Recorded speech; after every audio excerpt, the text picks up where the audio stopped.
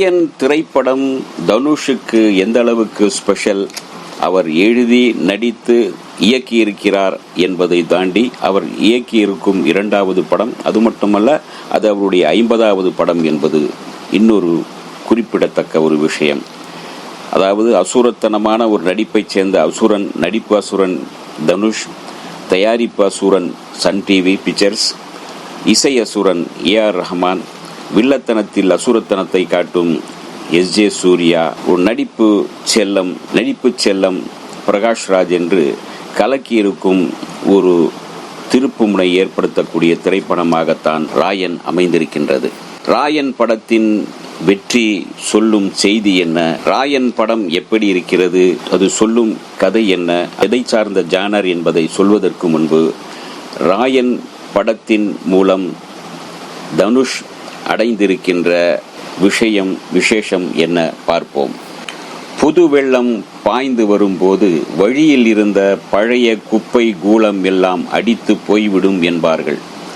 ராயன் படத்தின் வெற்றி அப்படித்தான் தனுஷை செய்திருக்கின்றது.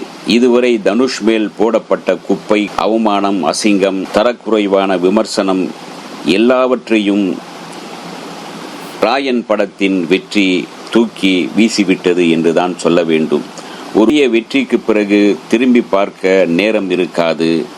பழைய தோல்விகளை, வஞ்சகத்தை, அவமானத்தை கடந்து போய்கொண்டே இருக்க வேண்டியிருக்கும். அதுதான் இந்த ராயன் படம் தனுஷுக்கு சொல்லும் செய்தி. இந்த வெற்றி, ராயனின் வெற்றி தனுஷுக்கு புதிய ஒரு உற்சாகத்தையும் புதிய ஒரு திருப்பத்தையும், தனுஷுடைய நிஜ வாழ்க்கையில் ஒரு புதிய மாற்றத்தையும் ஏற்படுத்தியிருக்கின்றது இந்த ராயன் படத்தின் வெற்றி.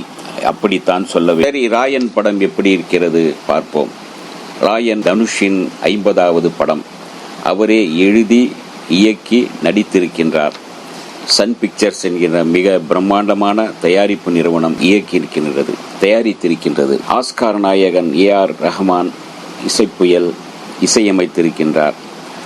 அதில் வருகின்ற அந்த ஒரு பாடல், அதுவே அவருடைய உசிரையே, ரசிகர்களின் உசிரையே உருக வைத்திருக்கின்றது, கலங்க வைத்திருக்கின்றது. ராயன் சண்டை படமா, பாச போராட்டத்திற்கான படமா என்றால் இரண்டும் கலந்ததுதான். ஃபேமிலி சென்டிமெண்ட், ஆக்ஷன், த்ரில்லர் கலந்த படம்தான் இது. ராயன் பொல்லாதவன், அசூரன், வடசென்னை, புதுப்பேட்டை போன்ற படங்களை சற்று நினைவுபடுத்துவதாக சொல்லுகிறார்கள்.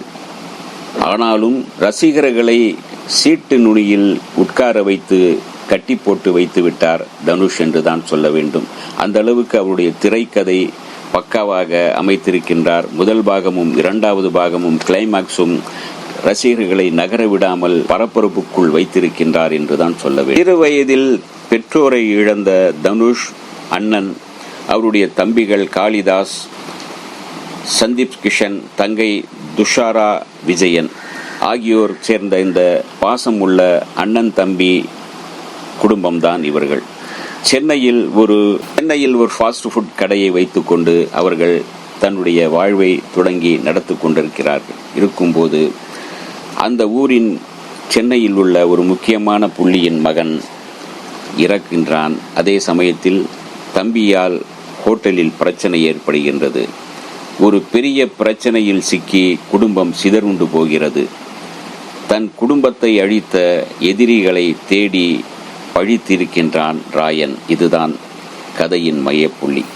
வானத்தை போல அண்ணன் விஜயகாந்தை போல ராயன் தன்னுடைய தம்பிகளுக்கு பாதுகாப்பான ஒரு அன்பான அண்ணனாக, கோழி எப்படி தன் சிறகால் குஞ்சுகளை பாதுகாத்துக் கொள்கிறதோ அப்படியெல்லாம் ஒரு பாதுகாப்பு அரணாக இருக்கின்ற ஒரு அண்ணனாக தோற்றத்தில் வருகின்றார் தனுஷ்.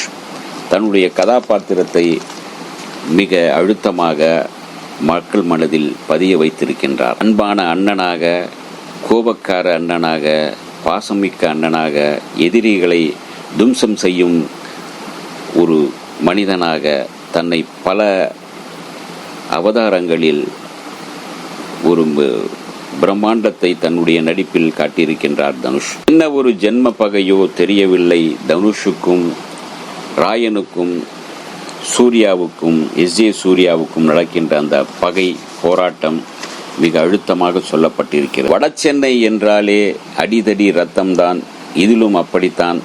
ரத்தத்திற்கும் பஞ்சமில்லை, அடிதடிக்கும் பஞ்சமில்லை.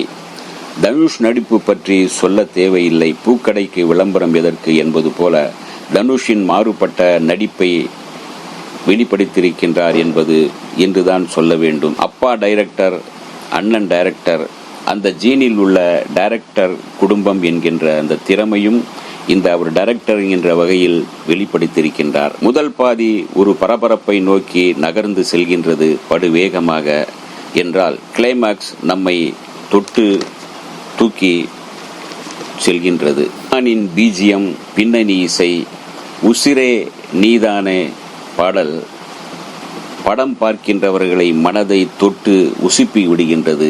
ரசிகர்களை உருக வைத்து விடுகிறது. பாசத்திலும் நேசத்திலும் உருக வைக்கும் பாடலாக அது அமைந்திருக்கின்றது. நடிப்பு அசுரனும் இசை அசுரனும் சேர்ந்து ராயனில் அசைத்திருக்கிறார்கள். பார்க்க பரபரப்பாக மனதுக்குள் செல்கின்றது கதை. சீட் நுனியில் உட்கார்ந்து பார்த்து ரசிக்க வைத்திருக்கின்றார் தனுஷ். தனுஷின் ஒரு புதிய அவதாரம் எடுத்திருக்கின்றார். இது அவருடைய 50வது படம் என்றாலும் மாபெரும் வெற்றியை கொடுத்து அவருடைய வெற்றிகள் தொடரும் என்பதற்கு இது ஒரு சான்றாக அமைந்திருக்கின்றது. இந்த வீடியோ உங்களுக்கு பிடிச்சிருந்தா லைக் பண்ணுங்க, ஷேர் பண்ணுங்க, கமெண்ட் பண்ணுங்க, சப்ஸ்கிரைப் பண்ணுங்க, மறக்காம பெல் ஐகானை கிளிக் பண்ணுங்க.